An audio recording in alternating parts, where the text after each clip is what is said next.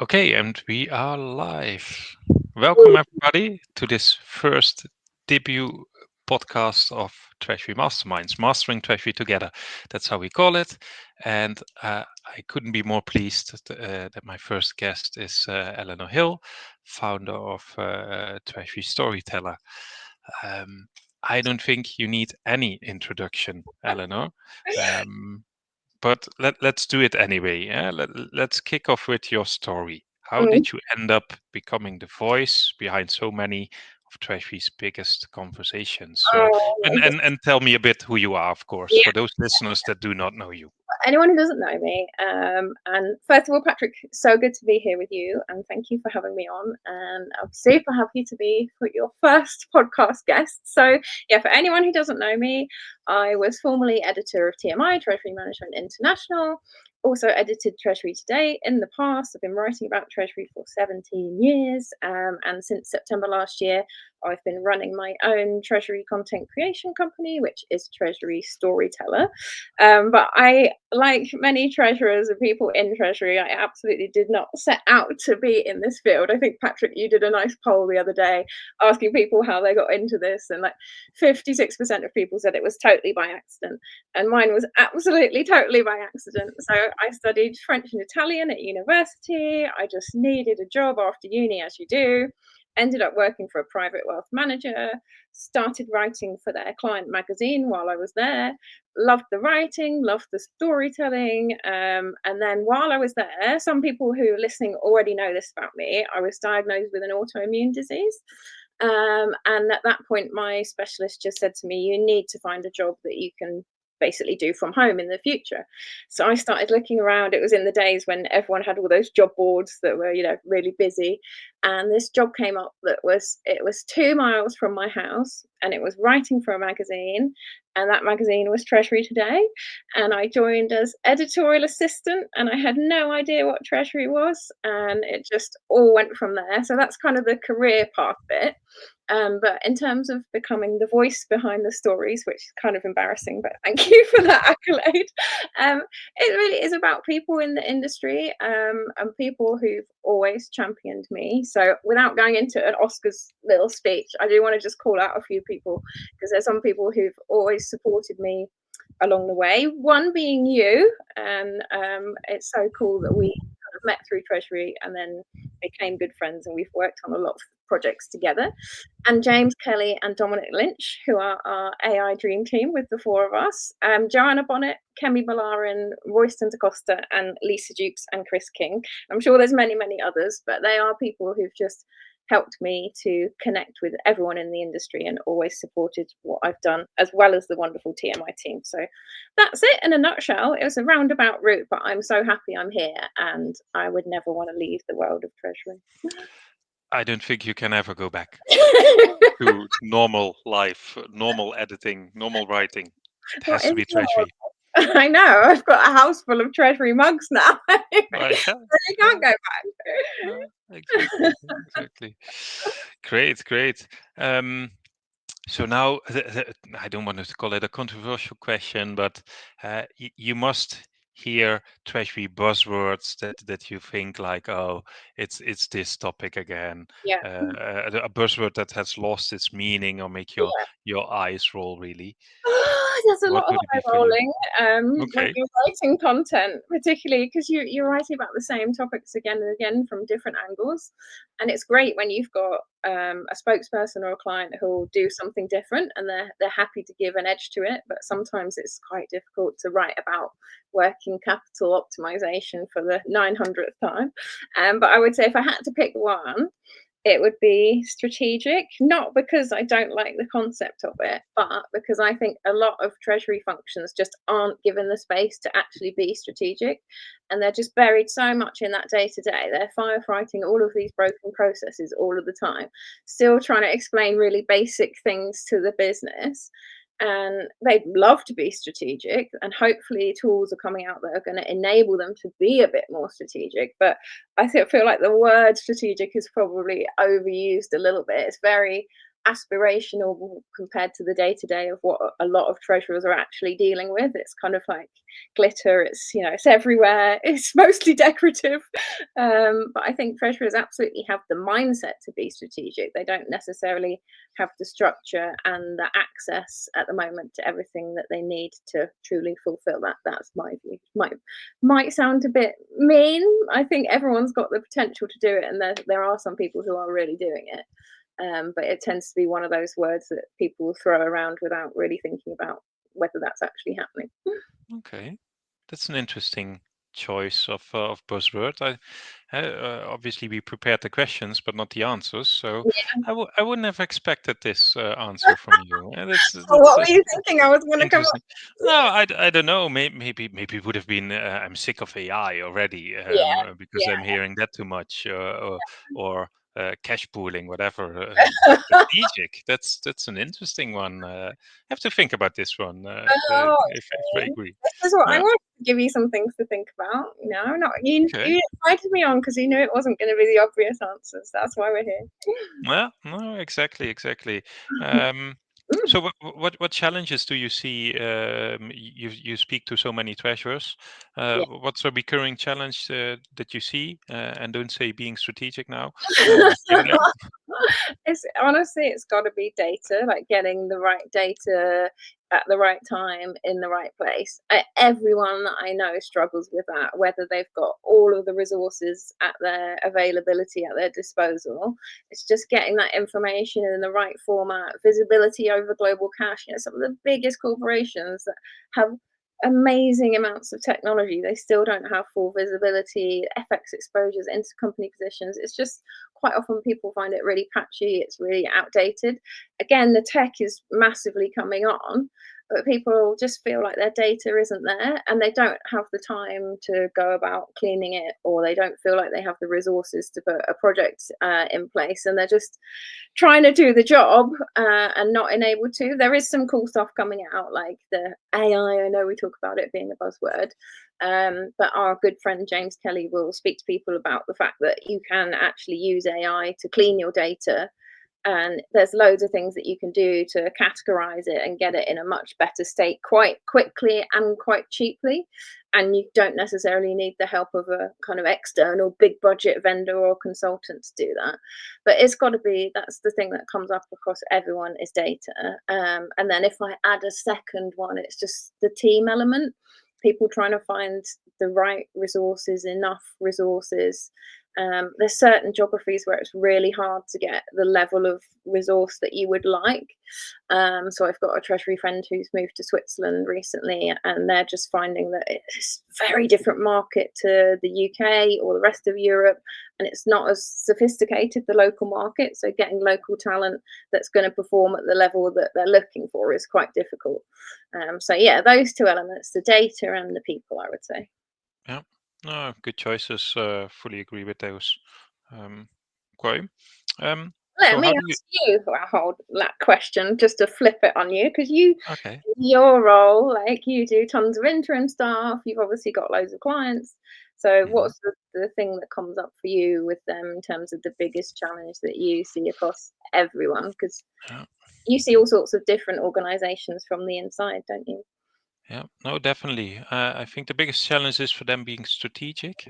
No, just kidding, just kidding. This is going to run and Uh, run for the whole no. All jokes aside, I think that they struggle. I have to agree with people. Treasury teams, on average, and we won a poll a couple of weeks ago.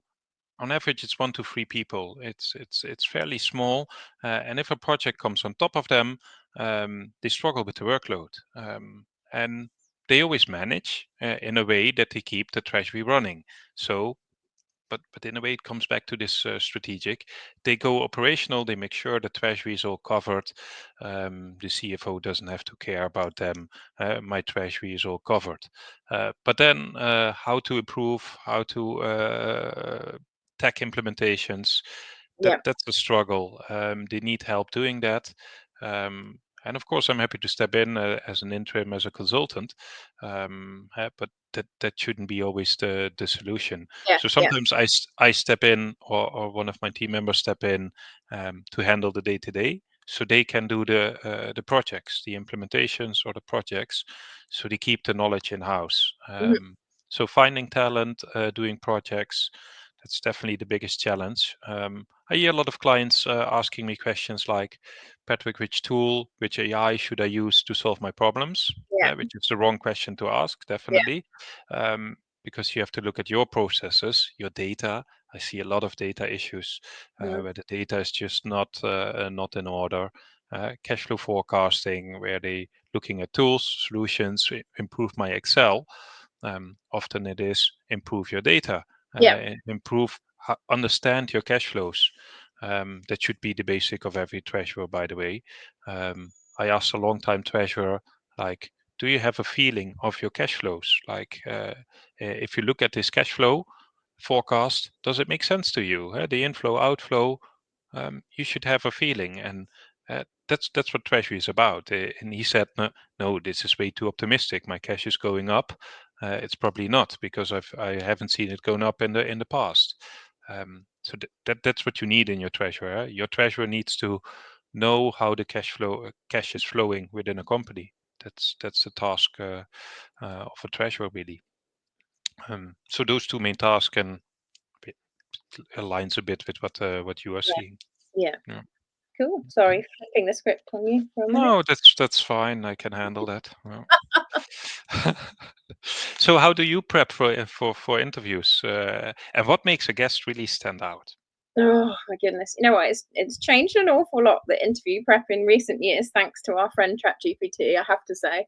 I mean, in the early days, you were scouring the internet trying to find various bits from LinkedIn when no one would even update their LinkedIn profile. Like, people would just have stuff that was super outdated, and it was really hard to find content from maybe other magazines that you could read articles. A lot of it was gated back in those days. So everything has changed from that point of view. There's so much available online.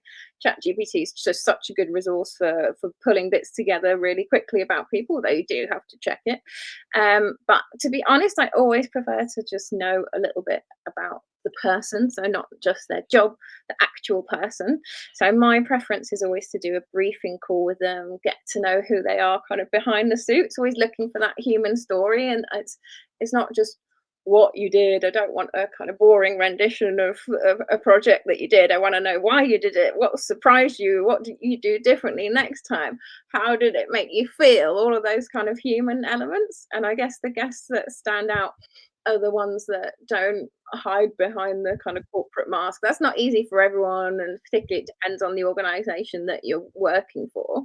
But it's like, just be a real person. So not all of those kind of pre-approved sound bites and scripts, but it's like, tell me what actually happened, and someone who's not afraid to share the bits that went wrong as well. There always seems to be this culture around, oh, we can't talk about things that didn't go particularly well. But how do you learn if you don't know? And people always seem to see that as a failing. Like, when we do the awards projects for the various magazines, so I've worked at 3 magazines that had awards projects, and inevitably you write up the corporate case study. The treasurer is happy with talking about all of the bits that weren't necessarily right, because they know that it's going to resonate with the rest of the audience. But then it goes through comms and all the rest of it, and it all gets stripped out, and it was all just a magical project that happened. And I get it, I completely do, but it's so much better and so much more interesting if you can get the real side of the story. Yeah, I'm sensing a new line of topics here. Treasury fails. Yeah, this is what we need, some people to Yeah. step up, or even if they do it anonymously and just share what happened, and how we can avoid making the same mistakes. I think that would be amazing. It would definitely be helpful. And I talked to a treasurer at the EACT summit, and he had a failed project, and he was open about it. He said, "Okay, we tried this, and it didn't work out. It wasn't successful. It was about data. The data quality wasn't good Yeah, enough." And they said, "We can't fix it now, so we had to stop it and cancel it." yeah, And that was being honest and being fair, and I appreciated that very much. So yeah. these things Yeah. happen. Yeah. Good, good. That leads me to the next question. hot take treasury. What's one opinion you have that might be unpopular, but you stand by it? This is such a hard question. I don't feel I should delve into actual treasury in terms of the way people operate. So I'm gonna stay away from that. I guess my hot take from the sort of storytelling side of things might be unpopular is that I feel like the treasury scene, especially the conferences, could do with some fresh formats. I feel like it's a little bit, some of it's a little bit tired. Don't get me wrong, they're great, and I love all the networking. I just feel like we've seen all of these panel discussions, year after year, quite often the same faces, quite often the same topics, and it's very difficult to get into the real discussion. And I would love to see some things just done slightly differently, some kind of like speed dating, some really cool fast pitches from fintechs, just mix it up a little bit. Like, yeah, we need some meat, we need some discussions that go into a bit more depth. But it doesn't always have to be a panel discussion where everyone only gets 5 minutes and the people are on the panel to look good rather than bring a story. So I would love to see a little bit more mixing up of what goes on in the conference scene and making Treasury a bit more fun. I think that's a mission that we've kind of been on together, is to just, you're humans at the end of the day. You don't have to, like, yes, you have to be professional, but you can still make it fun as you're going. And I think that is what's lacking from what's out there in Treasury content at the moment. That's my. Yeah, I agree to the fun part. I'm this weird treasury nerd who enjoys talking about treasury or cash pools or notional physical pooling or whatever. I go crazy on it. Um, but it's just work, right? And but we can make it more fun. I like the speed dating and um, real storytelling, eh? So Yeah, that's your mission, eh? Make sure we do more storytelling that's it. and That's maybe we have to teach some treasurers how to storytell Yeah, properly. yeah, Um, definitely. And that's something that I'm really kind of keen to do, is to just get maybe some training going or some resources for people just to feel a bit more confident, because as yeah, everyone who knows me knows that I'm not a natural person who likes to be out there. I'm actually quite introverted. I like my own space. I like to be sat in my own thing doing like this. So being on stage is quite scary for me. People don't necessarily think that it is, seeing me doing it. But it's taken a lot of time for me to get to that point where I feel comfortable. So there's probably a lot of learnings along the way that I can share, and that's hopefully something that I'm going to get off the ground a little bit more over the next 12 months or so. yeah, I would sign up for that. There you go. But you can do it online. It doesn't have to Exactly. be on Yeah. site. Yeah. Exactly. Mm, Yeah. okay, good. Um, let's talk about cultural differences. You talk to a lot of treasurers worldwide, Netherlands, UK, but also Asia, North America. Um, do you notice any cultural differences in how people think as a treasurer or the profession as a whole? Yeah. I mean, it's difficult to generalize, and obviously, you're some locations, you've got a treasurer in the US, but actually it's a treasurer who's originally come from Australia. So there's different cultures all over the place. But just to kind of give a few ideas of flavor of what I sense. So speaking to the treasurers in the US, I always feel like they've got slightly more of a commercial edge. And they've got strong sort of links as business partners, and there's maybe, I speak to more treasurers out there who are focused on almost being a profit function, which is quite different to how you would view it in the UK and Europe. Europe, I see much more influence in terms of deep specialization within treasury functions, a lot of risk governance mindset as well, which is quite interesting.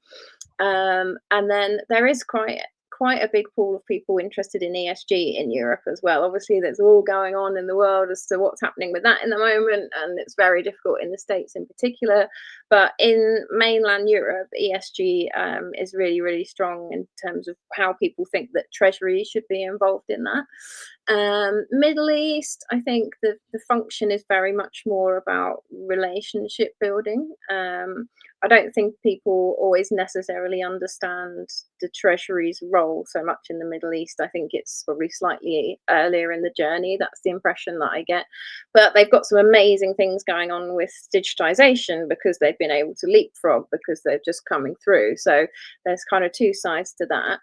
And then in Asia, again, you've got these really fast growing economies, you've got agility, you've got innovation, and Treasury is definitely seen as probably more of a value creator, which is quite interesting. But you do get a sort of slightly different look and feel. And also, weirdly, I don't know if this is a thing or not, but I've spoken to way more female treasurers in Asia. There just seem to be loads more available. I don't know if they're just more willing to speak to media. That's the location where I see most female treasurers, which I've not had time to do research into. But yeah, that's the sense that I get. But what about you? Because like you, Okay. obviously you do stuff in the Netherlands, but you've got clients out in the Middle East and everywhere. I see the same trends. I agree. Cultural differences, but I think that's mixing. Indeed, this Indian guy working for a UK company or a Dutch guy working for a German company, you have to adapt to the company culture as well. Um, so it's a bit mix of personal culture, like how's that region? How do you look at risk, treasury, money making? Have to say I agree. US is a bit more. Let's go for it. Let's make money here. Um, while Europe is a bit more risk savvy, and especially the treasurers are like we're the guardians of cash. We are very conservative here. Um, but I also see cultural differences from country to country. Um, Germans are a bit more formal. Hierarchy is very important. Yeah, That doesn't work for me too well. It helps being a consultant, by the way, not having these hierarchies. yeah, Um, and you sometimes, to be more strategic or to get things done, um, you need to sometimes kick somebody on top, or hey CFO, let's get this done, or let's yeah. change. You know what? Come on, let's do that. And some treasures are not made for that. No, no. Others are better. Yeah, challenging people is definitely a skill, but when it needs to be done, it needs to be done. Agreed. No, I think that 20 years ago, a treasurer could be in his ivory tower and doing Yeah, his spreadsheets, calculations, being nerdy and stuff. Doing that now, you won't be a good treasurer. Not good enough, because you need interdependencies from other departments. You need the data. You need to implement TMSs. You can't do that on a standalone basis. yeah, A standalone treasury is a bad treasury, in my opinion. definitely. Oh, Yeah. 100%. Good. That leads to the next question, which nice bridge. If Treasury had its own reality show, what would it be called? And what would be the drama about? Oh my God. This is so hard to answer, but like the obvious title for it has to be Treasury Island. You can't get away from that. It's got to be. Like, what else can you go for?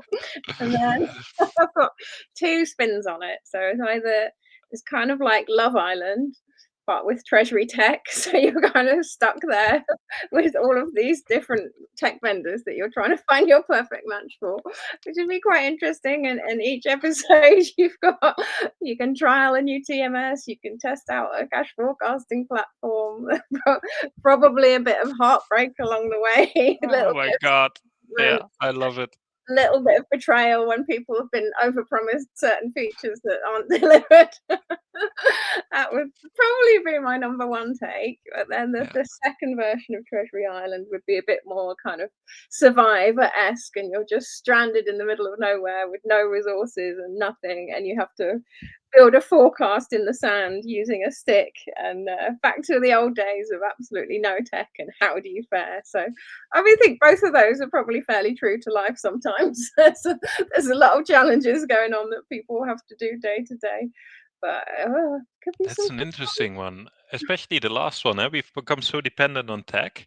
Um, what if my TMS doesn't work anymore? I couldn't run the treasury anymore. I'm so dependent on that. Or my liquidity doesn't get pulled for a day. Oh my God, my money is stuck. You can but they're forget your just gonna processes that day. There's a comment come in from Serlo, said, "Drama, where is the money?" And I'm like, yeah, pretty much. Where is the money? Where's the money? Show me the money. That's a different quote. Oh, Almost said a wrong word there. yeah. Interesting. I'm trying to imagine on the beach all these fintech vendors, some of the marketing people or salespeople trying to pitch, "I'm the best. No, I'm the best." And While they're then, floating along on a lilo, yeah, it'd be probably amazing. interesting. We should build a concept for that, where we pitch them against each other, Yeah, build just one API to rule them all. Um, oh my gonna god. go down a rabbit hole now. Oh my goodness. Yeah, interesting. But it's an interesting point. Have fintechs. What do treasurers think they want from fintechs, Yeah. and what do you think they actually need? Oh, And do fintechs think the other way around? You worked with some fintechs, I know you do. yeah. Do they understand what treasurers need? Are they aligned really? Yeah, I think there's certain fintechs who do, and they're amazing, particularly if they've come from the industry, if they're ex-treasurers, or if they're run by bankers who've seen all of those challenges from the treasurer's perspective. Then those fintechs have a really, really good sense of the kind of challenges that the end users are dealing with, and they're great at addressing them. Some fintechs, I think, come up with a solution and then try to force it into things, which I know a lot of vendors do as well. The banks do it as well. They're all guilty of it. In terms of what the treasurers want, it's really difficult. Everyone obviously wants a silver bullet. You just want to go to someone and go, "Oh, just please solve all of my stuff." It's just like integrations that aren't going to break, some kind of UX that actually makes sense to someone that doesn't use this tool 8 hours a day. You want a bit of flexibility, but you still want control. You don't want someone that's going to give you a system and then they just totally disappear after go live. But I think they mostly want that kind of partnership side of things. They want innovation, but they want something that is actually going to work with the reality of Treasury now. Yes, it has to work for Treasury tomorrow as well, and you have to build for that. But if it's not going to work in the real world, if you're giving me a solution that is built for an ideal scenario and I don't have that ideal scenario, then it's not going to make anything too much better. That's my view. But I don't know. What do you see? Tell me. Tell me your view. No, I really see a battle going on with old fintechs who've been established 5, 10 years ago. Proven technology, it works, but they've become, some of them have become huge and big oil tankers, which are difficult Yeah, to navigate and change. And then you have these fintechs coming up, these smaller vendors who step into a niche and do it slightly better than the big ones, but only on a certain aspect. So it's a bit of a struggle, like, do I buy one big fintech or tool which can do it all and do it all okay-ish or good enough? Or do I buy 5, 6, 7, 8, 10 different fintechs, one yeah, for VIX, one for commodity, which could work, but then my tech landscape is very difficult. And to be honest, they can't all survive. So I see really a battle of fintechs. yeah, Some of them will survive, some of might die out, some of them might be taking over. There will be some consolidation in the next few years as well.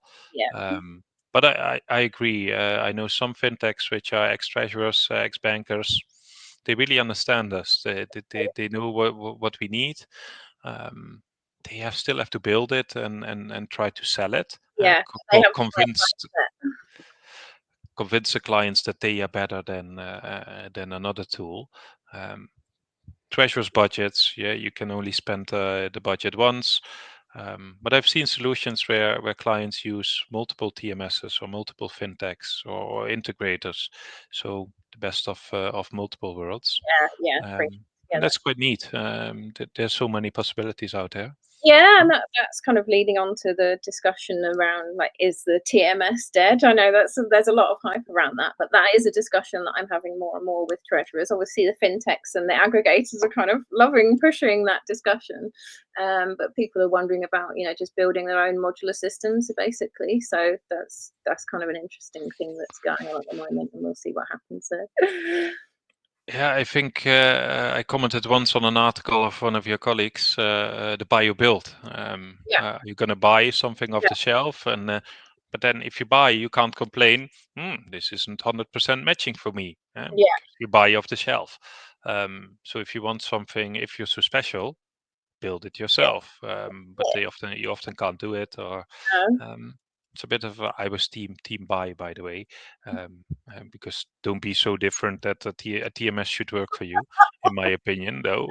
But you can't complain that there's not 100% match. Yeah, There's a 80-90% match. Be happy with it. Um, no. okay, okay. I have two more questions left. I do see Okay. the comments from LinkedIn work, so I can't see how many people are listening, by the way. So If no anyone reason. wants to ask me a question, pop it in the chat, pop it in the comments, and Exactly. I will I, answer as best I can. And uh, you can yeah. ask me about anything. I really don't mind. You can. It doesn't have to be treasury related. You can ask me anything you want if you wish. But Patrick, go on over to Ooh, you. this is an open book. Go and I, live I, dangerously. Come on. this will be fun. This will be fun. So two more questions left to come up with really nice questions for I want Eleanor. you to be brave enough. Go on, Let's Patrick. see. Let's see. Good. So, what's a treasury quote or story you heard that gave you actual goosebumps? This is really hard. I don't think there's been one that I've gone like, oh wow, like no, actual goosebumps. There's an awful lot that make me feel very anxious or very nauseous sometimes with the Okay. amount of money that people are kind of playing with but don't have visibility over, and they've got Excel spreadsheets, and it just seems crazy to me the way that they're running things. And I spoke to one treasurer once, it really did make me feel anxious, was the number of different systems that they were operating across the company, and they had all these different rollouts of different ERPs, and it was a three figure of different rollouts. It was 100 and something different rollouts, and none of them were talking to each other, and it was just absolutely crazy.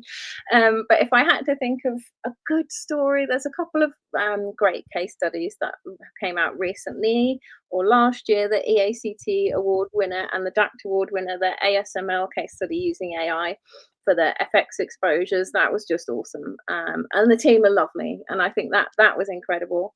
The team at Siemens are doing some amazing stuff with AI and blockchain as well. And then about 5 years ago, I did a panel with a treasurer from Alibaba. I'm bearing in mind how cutting edge this was at the time. She told me that they built a treasury chatbot to deal with all of their payments queries internally. And it was just absolutely mad. Like 5 years ago, they just asked this chatbot, oh, why is this payment stuck where and where? Or what's happening with this payment? And why haven't we heard back about this? And you're like, wow, that was probably mind blowing, to be honest. Yeah.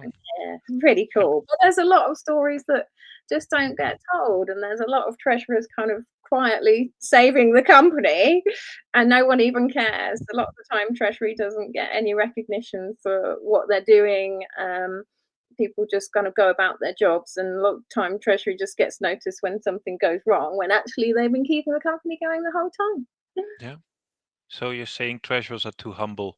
No, I like people that are humble because I'm very Okay. British and very shy. And so I find it very hard to kind of blow my own trumpet. But I feel like the profession itself just deserves a bit more recognition. That's what I would love to see. Yeah, but should we go out there and get the recognition, or should the others look at treasury more? I'm hoping that through things like this, we can help people get recognition. So we can give people a platform that doesn't feel like you're showing off, but actually you're sharing knowledge with the community. And that, in my view, that's the most powerful way to do it. Yes, exactly. I love that. So if anybody's listening and has a story to tell, reach out to me or to Eleanor, Or I and can we'll give see that story a stage. Vincenzo in the comments. Hi, Vincenzo. He's got all sorts of good stories to tell. So. I know, I know. I know Vincenzo very well. I know you Uh, do. okay. And there's the other one I can't see who posted that. For me, it says anonymous. Yeah, I But can't see. anyway, thanks for the compliment. So the final question, um, what's that one question you wish people ask you more often, or treasures more often, but they never do? Okay. People, if I wish people asked me more often, it would be, how's Hector? How's your dog? Because I love talking about my dog, and Okay. that's always a good opener. But to get to the serious point, I think from a treasury point of view, when I'm having conversations with treasurers, or when treasurers are doing projects themselves internally or with other, other teams externally, for me, it would always be, what is the human side of this? What is the human side of this story? This transformation that we're doing, this technology that we're bringing in, how is it going to impact the team? How do we need to help them transition? How do we help them get the most out of this? I just feel like a lot of the time the narrative around treasury, it's understandably, it's technical systems, it's policies, it's risk, but you've got people underneath that who are driving all of it. And sometimes there's people under pressure, there's people making judgment calls in really uncertain times, navigating internal politics. They've also got all of their personal stuff going on at home, and you can't help but bring that to work no matter who you are. No, it kind of shows. And I think I just wish people thought a little bit more about the emotional weight of their decisions and the human impact of their decisions, and help people to navigate through those a little bit better. That would be my thing. But then that's very me, because I'm a very kind of sensitive person, and it's always about the heart of it all for me. That's what it comes back to. Yeah, I love it. I have to agree with that. And to be honest, I never have to ask for Hector pictures, because I get forced sent them every week anyway. Especially if the sun is out. Them as well. It's all good. Oh, Hector's very good at giving treasury advice. I know he's very I really, sane. I have to say, spot on. I think I have to offer him a job. Well, He'd be very up for it, as long as there's a peculiar coloured collar that he can have. I will arrange that. That's we'll get that done. Oh, I'll good. I'll pay him in treats. Oh, sounds good. Awesome. I'm out of questions, Eleanor. This was amazing. This was the talks we have every day, but now we share this with an audience. Yeah. Of course, we came up with some edgy questions, some I don't want to say thought provocative questions, but we try. It was amazing to have you on this debut of our podcast. Thanks for having for being on the show. Oh, And, my pleasure. Like, I love everything that you do, and I love the Masterminds forum and everything that we're doing there, and the Masterminds board. I have to say they're amazing, and I was super happy to be here. And thank you to everyone who's listened, because I really appreciate it. Because I know we're in the middle of your day, you're super busy, and yeah, it really is genuinely appreciated. thanks a lot. Thanks, audience, and have a nice day. See you next time. Bye.